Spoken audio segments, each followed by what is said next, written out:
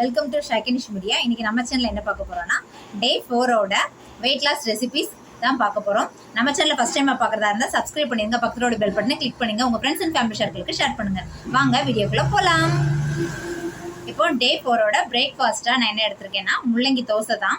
இந்த மாதிரி முள்ளங்கி தோசை பண்ணி கொடுக்கும்போது வீட்டில் குட்டீஸ் எதாவது இருந்தாங்கன்னா நம்ம முள்ளங்கி சேர்த்து தோசை பண்ணியிருக்கோங்கிறதே கண்டே பிடிக்க மாட்டாங்க.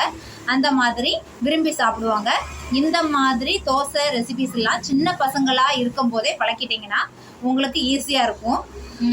இப்போ முள்ளங்கி தோசை எப்படி பண்ணலாம் பார்க்கலாம் வாங்க. தோசை மாவு கம்மியாகவும் முள்ளங்கி வந்து நிறைய கேரட் பொரியலுக்கு சீவுற மாதிரி மேலோட தோலை லைட்டாக சீவி விட்டுட்டு வாஷ் பண்ணி இந்த மாதிரி ரெடி பண்ணி வச்சுருக்கேன். இப்போ தோசை மாவு கூட முள்ளங்கி ஆட் பண்ணிடலாம்.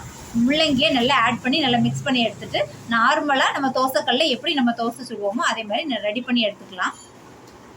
சூப்பராக நம்மளுடைய முள்ளங்கி தோசை ரெடி ஆயிடுச்சு. மார்னிங் பிரேக்ஃபாஸ்ட்டுக்கு வந்து பசங்களுக்கு வந்து ஃபேமிலி மெம்பர்ஸ்க்கெலாம் வந்து முள்ளங்கி தோசையும் முட்டை குருமாவும் தான் இன்றைக்கி சைடிஷாக வச்சுருக்கேன். மார்னிங்க்கும் லஞ்சுக்குமே முட்டை குருமா 2 நேரத்துக்கு சேர்த்தே வச்சுட்டேன். இப்போ முட்டை குருமா எப்படி பண்ணலாம் பார்க்கலாம். ஒரு 10 முட்டை போல் வேக வச்சு எடுத்துக்கோங்க. வெங்காயம் அப்புறம் தக்காளி அரைச்சி எடுத்துருக்கேன். இஞ்சி பூண்டு பேஸ்ட்டு எல்லாமே எடுத்து ரெடி பண்ணி வச்சுருக்கேன். இப்போ ஒரு கடாயில் வெங்காயம் தக்காளி இஞ்சி பூண்டு பேஸ்ட்டு தக்காளி எல்லாமே அரைச்சி ஊற்றி தேவையான அளவு வத்தல் பொடி உப்பு கரம் மசாலா மட்டன் மசாலா தூள் எல்லாமே ஆட் பண்ணி கொதிக்க வச்சு அது கூடவே நம்ம அரைச்சி வச்சுருந்த தேங்காவையும் ஆட் பண்ணி கொதிக்க வச்சுக்கலாம். கொதிச்சதுக்கப்புறம் நம்ம எடுத்து வச்சுருந்த முட்டையும் ஆட் பண்ணி கொதிக்க விட்டு எடுத்துட்டோன்னா நம்மளுடைய முட்டை குருமா ரெடி ஆயிடுச்சு.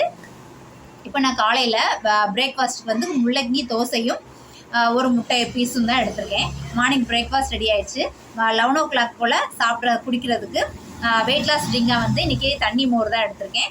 அது கூட அதுக்கப்புறம் மத்தியானம் லஞ்சுக்கு வந்து நம்ம இன்றைக்கி முட்டை குருமா வச்சோம்ல அதுலேருந்தே ஒரு 3 முட்டையை லஞ்சுக்காக எடுத்துக்கிட்டேன். அதுக்கப்புறம் இடையில வயிறு பசிச்சுன்னா நட்ஸ் சாப்பிட்டுக்கலான்னு சொல்லிட்டு அக்ரோட்டு கேஷ்நட்டு பேர்த்தம்பழம் எடுத்துகிட்டு வந்திருக்கேன். மிளகு கேஷ்நட் தாங்க எடுத்திருக்கேன். வெயிட் லாஸ்க்கு அதுவும் ஹெல்ப்ஃபுல்லாக இருக்கும். இன்றைக்கி டே 4ஓட வெயிட் லாஸ் ரெசிபிஸ் எல்லாமே உங்கள் கூட நான் ஷேர் பண்ணியிருக்கேன். உங்களுக்கு யூஸ்ஃபுல்லாக இருந்திருக்கும்னு நினைக்கிறேன்.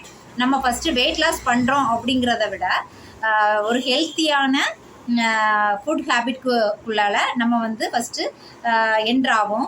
1 மந்த் நான் எடுத்துக்கினா 1 மந்த் சேலஞ்ச் சொன்னோன்னா நம்ம ஃபஸ்ட்டு இவ்வளோ நாளாக வந்து சப்பாத்தி பூரி நமக்கு பிடிச்ச சைடிஷோட கணக்கே இல்லாமல் நம்ம சாப்பிட்டுட்டு இருக்கோம். அப்போ ஒரு ஹெல்த்தியான ஃபுட் ஹேபிட்குள்ளே ஃபஸ்ட்டு சேஞ்ச் ஆகிறதுக்குள்ள டைமிங் தான் ஃபஸ்ட்டு அந்த 30 days சேலஞ்ச். அது நம்ம ரெகுலராக வந்து நம்ம ஃபாலோ பண்ணும்போது கண்டிப்பாக நமக்கு பெஸ்ட் ரிசல்ட் இருக்கும்.